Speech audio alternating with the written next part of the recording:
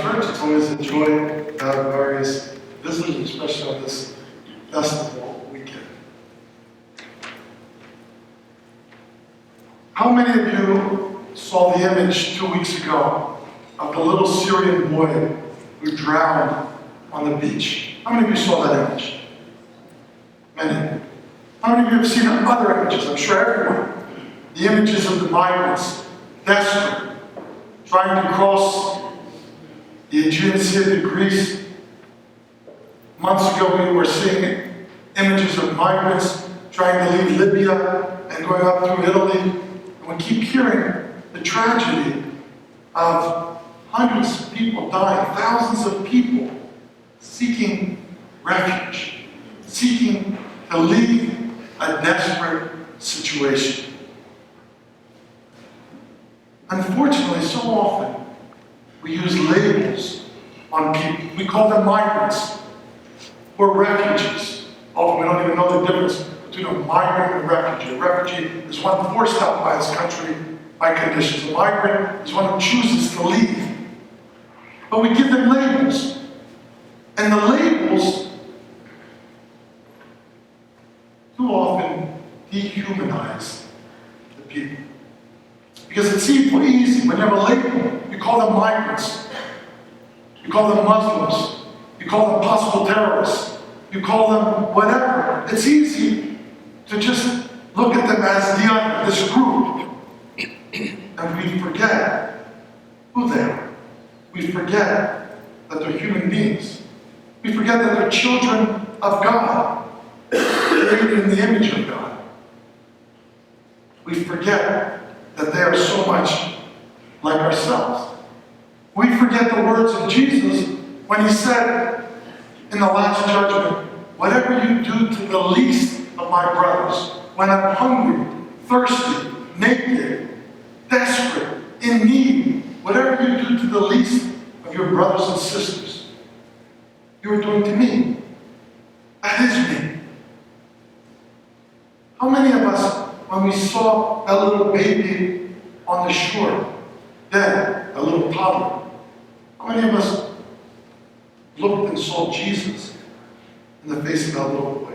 Or saw Jesus in the face of his desperate father?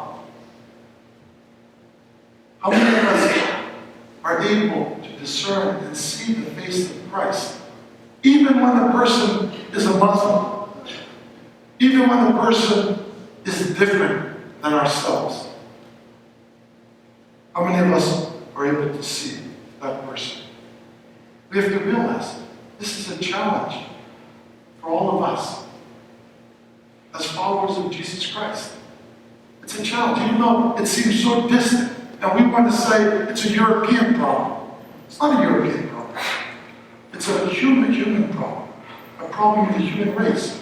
That people are so desperate. We forget so often, why do migrants, why do these people, why does a father choose to risk crossing the Aegean Sea in a rickety old boat, paying smugglers who you can't trust, risking the lives of your own children? Why would someone do that?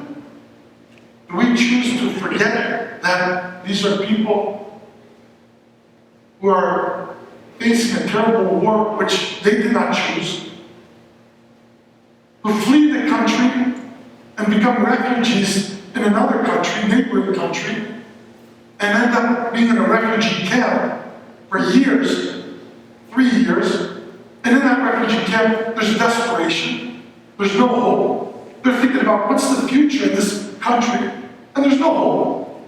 And so then they get all the more desperate and say, maybe I need to risk going to Europe, risk paying these smugglers, getting in a boat.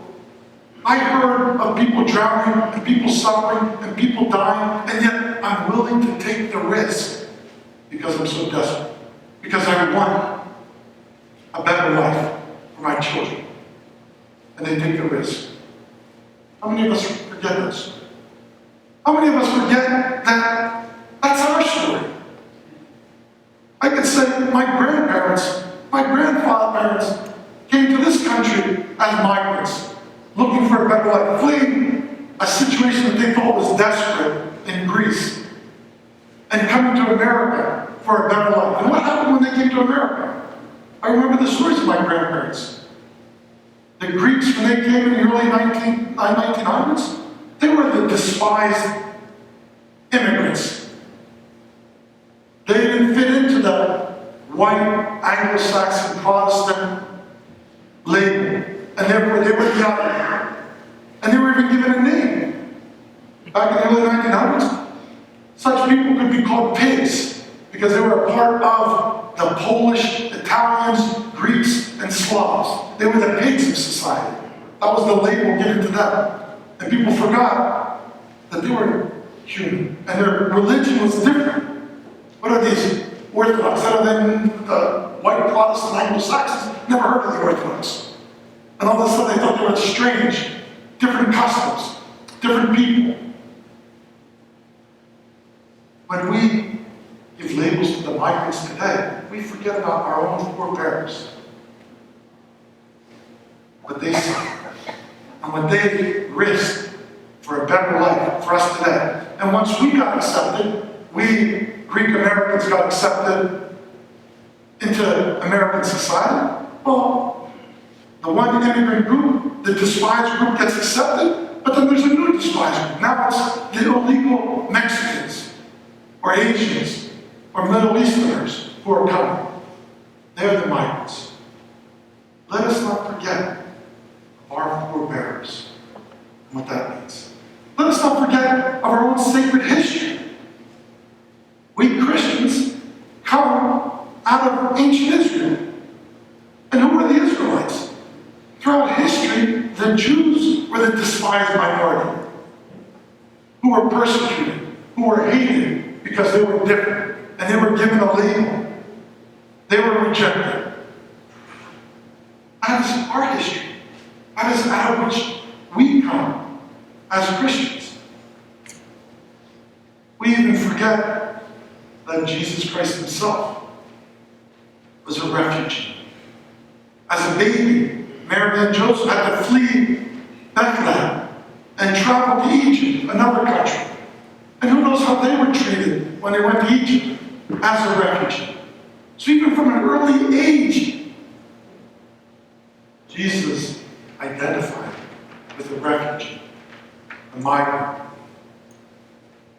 the despised, marginalized person in society.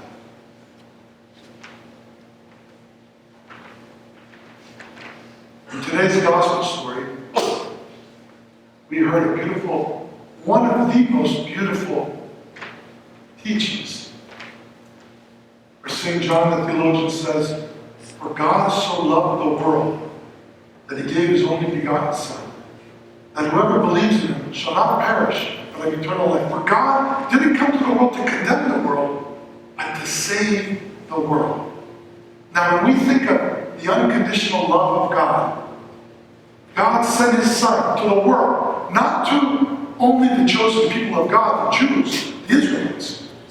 He was sending his Son for the entire world, the world that didn't know him. And yet he sent his Son for that world. His unconditional love was for all people, not just a particular group. He loved the world that much. And that's the love that he calls us to show to the other. We are called to be filled with that love, and then to radiate that love onto the despised, the marginalized, those who we give labels to. Unfortunately, this issue has become politicized. Unfortunately, we have been guided too much by our fears. Oh, maybe these migrants, they're Muslim, and maybe they're terrorists. Maybe they're ISIS sub-members. Maybe there's a risk. There's always a risk in helping the other. But as followers of Christ, we take risks. And we try to conquer people with our love. We try to show our love to the other. We have to remember the good news of Jesus Christ good news for all people. For God so loved the world, the entire world. It's good news for all people. And we as followers of Christ, as imitators of Christ, are called to try to proclaim that good news, not only with our words, but first and foremost, with our actions. What are we doing to try to reach out to the migrant? What are we doing to try to support those in need? Those who are trying to find a better life? Wherever they are. What are we doing here in this country to help the immigrants coming from Latin America who are trying to find a better life? How are we reaching out to them? Are we giving them labels and then allowing those labels to be politicized and simply put them in another class as if they are not a part of our human family? Or are we going to listen to the gospel? Are we going to allow our faith to govern how we act? Not to instill what we want upon our faith and then interpret our faith in that way, but to allow our faith to govern how we act, so that we are always looking out for the one in need, for the marginalized, for the forgotten, for the rejected. Remember, Jesus said, whatever you do to the least of my brothers and sisters, whatever you do to the one who is hungry, thirsty, naked, alone, homeless, forgotten, whatever you do to the least,